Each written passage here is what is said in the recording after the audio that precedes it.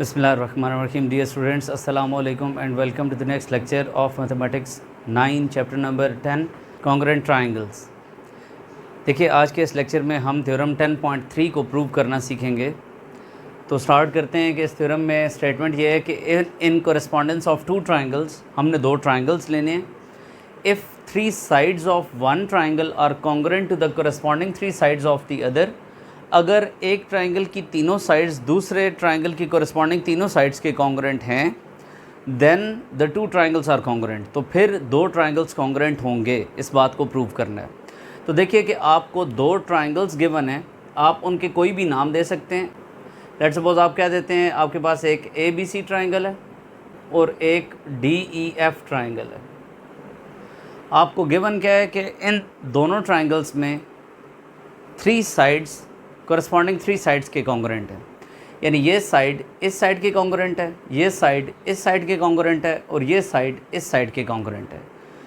तो फिर आपने प्रूव करना है कि ट्राइंगल ABC ट्राइंगल DEF के कॉन्ग्रुएंट होगा। तो हम ये गिवन डाटा यहाँ पर लिखते हैं। देखिए फर्स्ट ऑफ ऑल तो कोरेस्पॉन्डेंस ड्रॉ करें। A वर्टेक्स को D रिस्पॉन्ड कर रहा है, B को E वर्टेक्स कोरेस्पॉन्ड कर रहा है और C कोरेस्पॉन्ड्स टू F।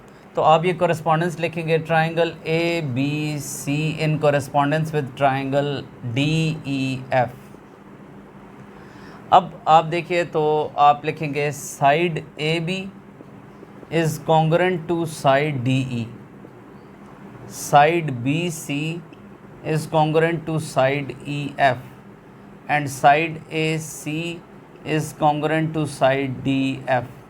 यानी उसने आपको थ्री साइड्स एक ट्राइंगल की दूसरे ट्राइंगल के साथ कॉन्ग्रुएंट दी थी। तो हमने three sides of one triangle को three sides of the other triangle corresponding three sides के कॉन्ग्रुएंट पुट कर दिया गिवन डाटा में।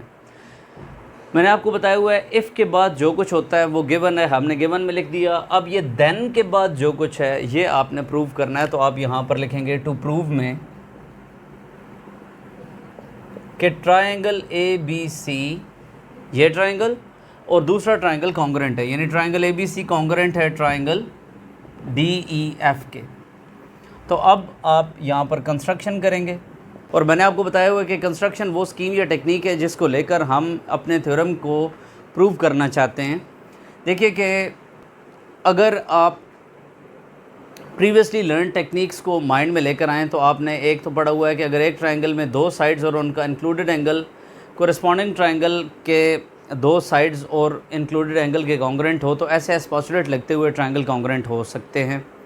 आपने पढ़ा हुआ है कि अगर दो एंगल्स और उनके बीच में आने वाली साइड अगर किसी दूसरे ट्राइंगल के कोरेस्पॉन्डिंग टू एंगल्स और उनके बीच में आने वाली साइड के कॉन्ग्रुएंट हो तो फिर ASA के थ्रू आप ये कह सकते हैं कि ट्राइंगल्स कॉन्ग्रुएंट हैं।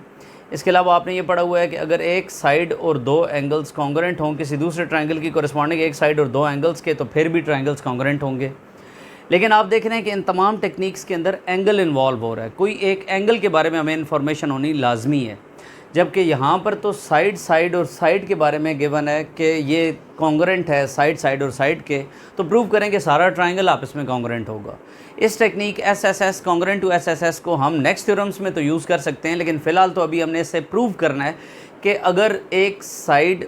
अगर एक ट्राइंगल की तीनों साइड्स अगले ट्राइंगल की तीनों साइड्स के कॉन्ग्रुएंट हों और एंगल एक भी ना पता हो कि वो कॉन्ग्रुएंट है या नहीं है, तो फिर भी ट्राइंगल्स कॉन्ग्रुएंट होंगे। लेकिन इस बात को फ़िलहाल हम प्रूव कर रहे हैं, यूज़ नहीं कर सकते।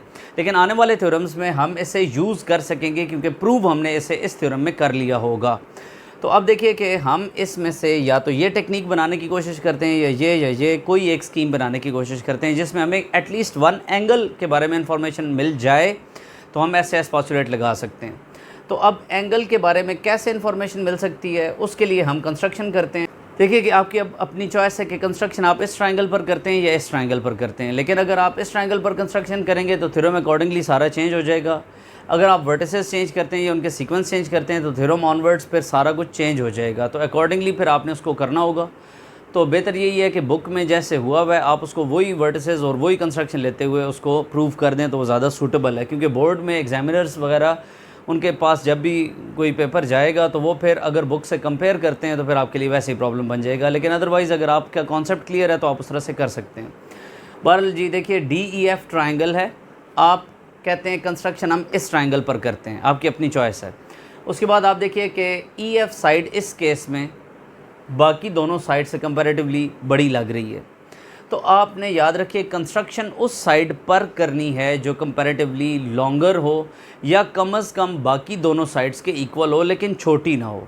इसका टेक्निकल रीज़न ये है कि अगर आप कंस्ट्रक्शन करते हैं तो उसमें अगर आप शॉर्टर साइड के ऊपर कंस्ट्रक्शन कर देते हैं तो वो कंस्ट्रक्शन फिगर से आउट हो जाएगी और फिर उस केस में वो कंस्ट्रक्शन पॉसिबल नहीं है कि आप उसको उस तरह से कर सकें। लिहाजा आप यहाँ पर एक छोटी सी स्टेटमेंट लिखेंगे कि हम इन 3 साइड्स में से कंस्ट्रक्शन उस साइड पर करने लगे हैं जो बाकी दोनों साइड से स्मॉलर नहीं है, या तो इक्वल है या बाकी दोनों साइड से ग्रेटर है। तो आप क्या लिखेंगे कि suppose that E F is not smaller than any of the remaining 2 sides. तो हमने अब कंस्ट्रक्शन उस साइड पर करनी है which is not smaller than any of the other 2 sides. अब हम ई एफ या एफ ई साइड पर कंस्ट्रक्शन करते हैं तो उसके लिए आपने कंस्ट्रक्शन कुछ करनी है इस तरह से कि आपने इस साइड पर ट्राइंगल कंस्ट्रक्ट करना है। उस ट्राइंगल का नाम आप कुछ भी रख सकते हैं, एक वर्टेक्स आपने यहाँ पर ले लेना होगा ताकि आपके पास ये कोई ट्राइंगल बन सके। तो उस वर्टेक्स का नाम एम रख देते हैं और हम triangle M E F construct करते हैं on this side E F. अब ये देखिएगा कि जो M E F triangle construct किया जाएगा वो किसी भी किस्म का हो सकता है। लेट सपोज़ आपके पास ये ट्राइंगल कंस्ट्रक्ट हो सकता है एम ई एफ, आपके पास ये ट्राइंगल कंस्ट्रक्ट हो सकता है एम ई एफ, इसके बाद आपके पास ये ट्राइंगल कंस्ट्रक्ट हो सकता है एम ई एफ। इसी तरह से आपके पास बहुत सारे ट्राइंगल्स कंस्ट्रक्ट किए जा सकते हैं। आपके पास इस तरह से आकर ये जो ट्राइंगल बन रहा होगा ये भी तो ज़ाहिर एक ट्राइंगल है, कंस्ट्रक्ट किया जा सकता है। लेकिन आपने कंस्ट्रक्शन में कुछ इस तरह से करना है कि आपने इस एंगल को माइंड में रखते हुए इधर एंगल देना है एम के लिए, यानी एफ ई एम एंगल जो होगा वो इतना होना चाहिए जितना सी बी ए एंगल है। तो आप कहेंगे कि जी construct a triangle M E F in which angle F E M should be equals to C B A, इस एंगल के इक्वल रहना चाहिए। तो अब मैं अगर यहाँ से ये एंगल कंस्ट्रक्ट कर देता हूँ तो ऑलमोस्ट इसकी मेजरमेंट और इसकी मेजरमेंट सेम लग रही है। तो ये मेजरमेंट तो सेम हमने ले लिया है। एफ ई एम एंगल और सी बी ए एंगल को माइंड में रखते हुए इन दोनों एंगल्स को एक जितना ले लिया। अब एम पॉइंट देखिए यहाँ पर भी हो सकता है, M E F triangle construct हो जाएगा। आप इसको एक्सटेंड करके नीचे ले आएँ तो एम यहाँ पर भी आ सकता है, ट्राइंगल कंस्ट्रक्ट हो सकता है। अब आपने इसकी एक्सटेंशन कितनी देनी है, आपने अब इस बात को गौर करना है। जितनी बी से ए तक की लेंथ है इतनी ई से लेकर एम तक की लेंथ रहनी चाहिए। अगर हम कहते हैं बी ए 10 सेंटीमीटर है तो ई से एम तक भी 10 सेंटीमीटर होना चाहिए और रिमेनिंग सबको अरेज कर देना है। तो आप यहाँ पर देख रहे हैं कि अगर ये पॉइंट है एम, तो क्योंकि हमने ट्राइंगल बनाना है तो हमने इसको उससे ज्वाइन कर देना है। अब आप देख रहे हैं कि ये जो एंगल है ये इस एंगल के कॉन्ग्रुएंट है और ये साइड इस साइड की कॉन्ग्रुएंट है। इसके बाद आपने इस वर्टेक्स को इस वर्टेक्स से ज्वाइन कर देना है और कुछ एंगल्स के इस तरह से नाम दे देने हैं, आपकी अपनी मर्ज़ी है। बहरहाल 1 2 3 4 देते हैं, या आप इसको 1 उसको 2, या इसको 1 इसको 2 इसको 3 इसको 4, जिस तरह से भी कहते हैं नाम देते हैं, लेकिन अकॉर्डिंगली फिर उसको वैसे लिखा जाएगा। अगर बुक की तरह से 1 2 3 4 देते हैं तो फिर वही जैसे बुक में हुआ है वो आप वैसे ही बिल्कुल उसको कर देंगे। अब देखिए कि हमने ये जो कंस्ट्रक्शन की है इसका फ़ायदा क्या होगा। आप अगर इस ट्राइंगल को इस नीचे वाले ट्राइंगल एम ई एफ के साथ कंपेयर करें तो आपने, क्योंकि एम ई साइड को ए बी साइड के कॉन्ग्रुएंट कहा है, आपने एंगल बी को एंगल एफ ई एम के कॉन्ग्रुएंट कहा है, और side B C side E F के गिवन डाटा में कॉन्ग्रुएंट है। तो 2 साइड्स और उनका इंक्लूडेड एंगल क्योंकि कॉन्ग्रुएंट है तो एस एस पोस्टुलेट से ये ट्राइंगल और ये नीचे वाला ट्राइंगल आपस में कॉन्ग्रुएंट है। अब अगर ये 2 ट्राइंगल्स कॉन्ग्रुएंट हैं तो इनकी कोरस्पॉन्डिंग साइड्स भी कॉन्ग्रुएंट होनी चाहिए। इसका मतलब है ए C side M F side के कॉन्ग्रुएंट होनी चाहिए। ए सी साइड और एम एफ अगर कॉन्ग्रुएंट होनी चाहिए तो गिवन डाटा में तो ए सी और डी एफ कॉन्ग्रुएंट थी, इसका मतलब है एम एफ और डी एफ आपस में कॉन्ग्रुएंट होंगी। अब इसके करने से क्या हुआ कि ये जो ट्राइंगल आ रहा है डी एम एफ ट्राइंगल, इस एंगल में ये साइड और ये साइड, इस ट्राइंगल में ये साइड और ये साइड आपस में अभी हम कॉन्ग्रुएंट प्रूव कर चुके हैं, और कॉन्ग्रुएंट साइड्स के ऑपोजिट एंगल्स कॉन्ग्रुएंट होते हैं। इसका मतलब है एंगल 2 और एंगल 4 कॉन्ग्रुएंट होंगे।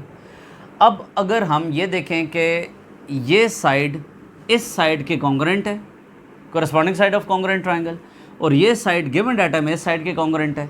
इसका मतलब है कि ये दोनों आपस में भी फिर कॉन्ग्रुएंट होनी चाहिए, क्योंकि दोनों ही कॉन्ग्रुएंट हैं साइड ए बी के।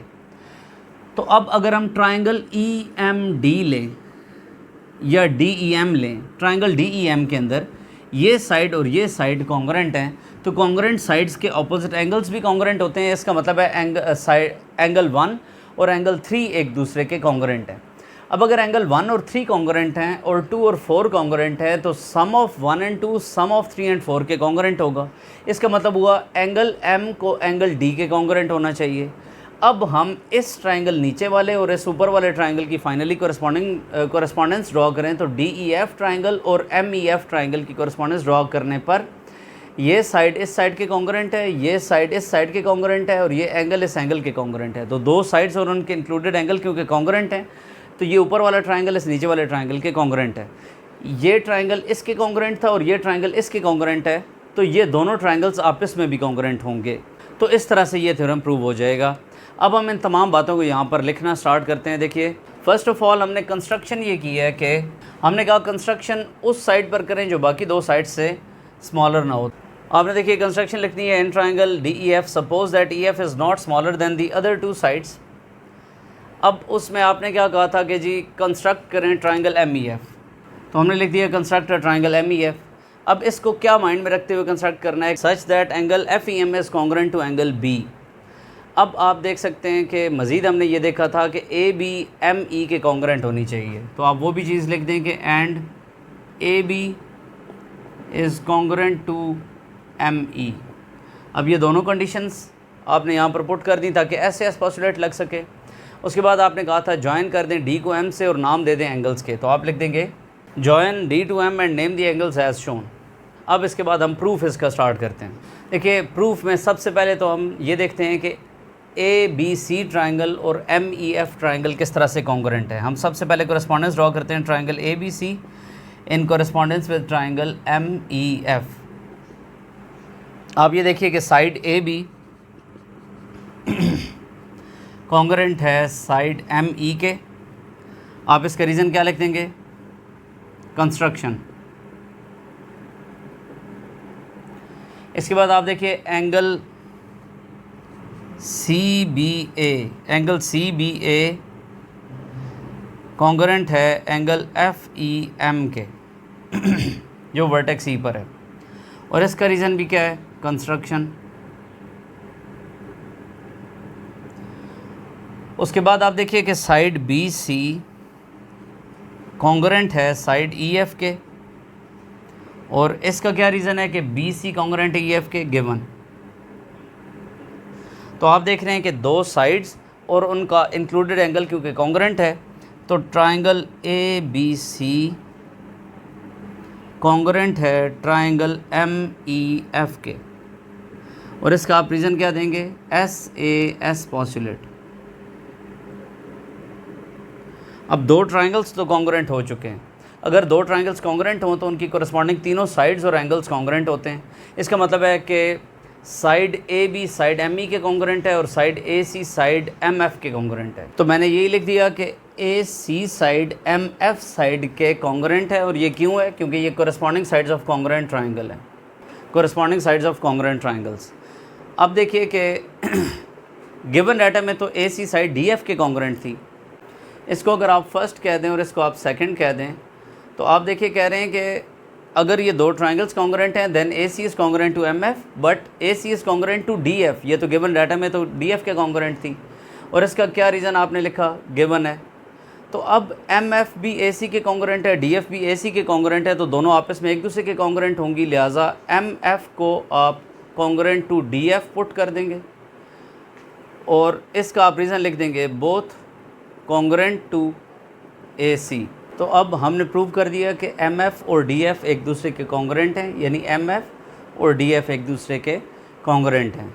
अब इससे क्या फ़ायदा होगा कि अब अगर हम ट्राइंगल कंसिडर करें, ट्राइंगल डी एम एफ, यानी जो ऐसा ट्राइंगल है, देखिए ऐसा ट्राइंगल जो आपको दिखाई दे रहा है डी एम एफ, इसमें आप ये कह चुके हैं कि एम एफ और डी एफ यानी ये साइड और ये साइड एक दूसरे के कॉन्ग्रुएंट हैं, तो इसके ऑपोजिट एंगल और इस साइड के ऑपोजिट एंगल यानी एंगल 2 और एंगल 4 को कॉन्ग्रुएंट होना चाहिए, क्योंकि हमने ये पढ़ा हुआ है कि दो साइड्स अगर ट्रायंगल की कॉन्ग्रुएंट हों तो कॉन्ग्रुएंट साइड्स के ऑपोजिट एंगल्स भी कॉन्ग्रुएंट होते हैं।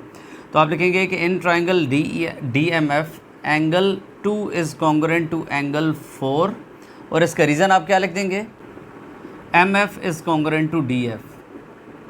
अब इसी तरह से देखिए AB साइड ME साइड की क्यों कॉन्ग्रुएंट है, क्योंकि AB और ME कॉन्ग्रुएंट हैं, corresponding side of congruent triangles congruent होती हैं।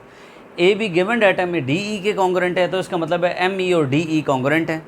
अब अगर हम ट्रायंगल DME कंसीडर करें तो इसमें एंगल 1 और एंगल 3 को कॉन्ग्रुएंट होना चाहिए, तो हम यहाँ पर लिख देंगे similarly angle 1 is congruent to angle 3। आप इसको 3 और आप इसको 4 कह सकते हैं।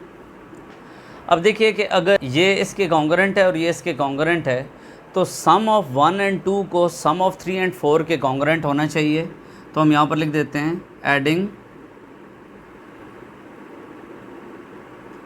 3 एंड 4। तो आप देखिए कि एंगल्स की मेजरमेंट्स को ऐड किया जाता है, तो आप लिखेंगे measurement of angle 1 plus measurement of angle 2 is equal to measurement of angle 3 plus measurement of angle 4।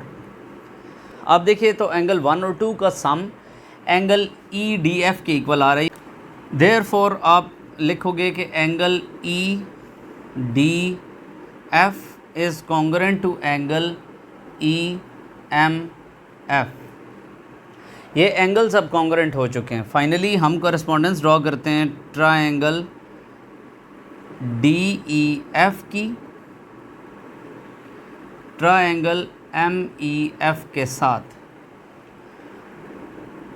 तो देखिए कि DE कॉन्ग्रुएंट है ME के,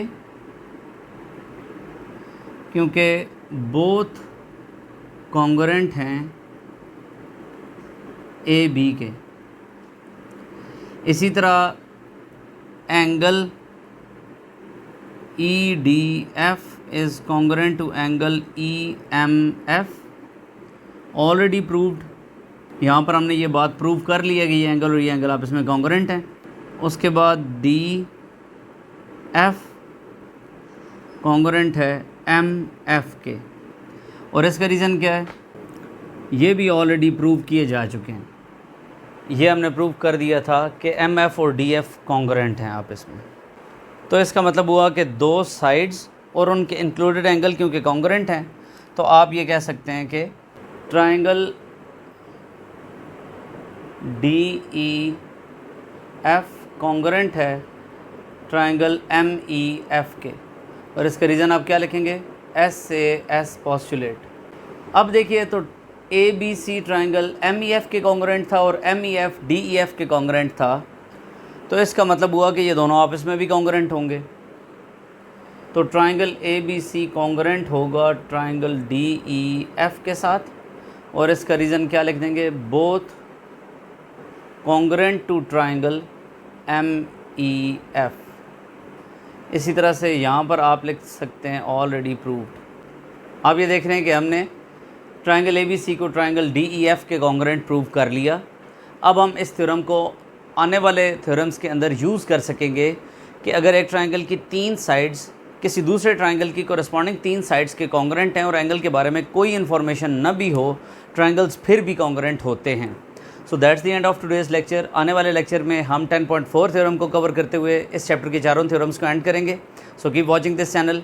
अगर आपको ये वीडियोस पसंद आ रही हैं तो प्लीज़ इन्हें शेयर करें, चैनल को सब्सक्राइब करें। Thank you so much for watching. Take care. अल्लाह हाफिज़।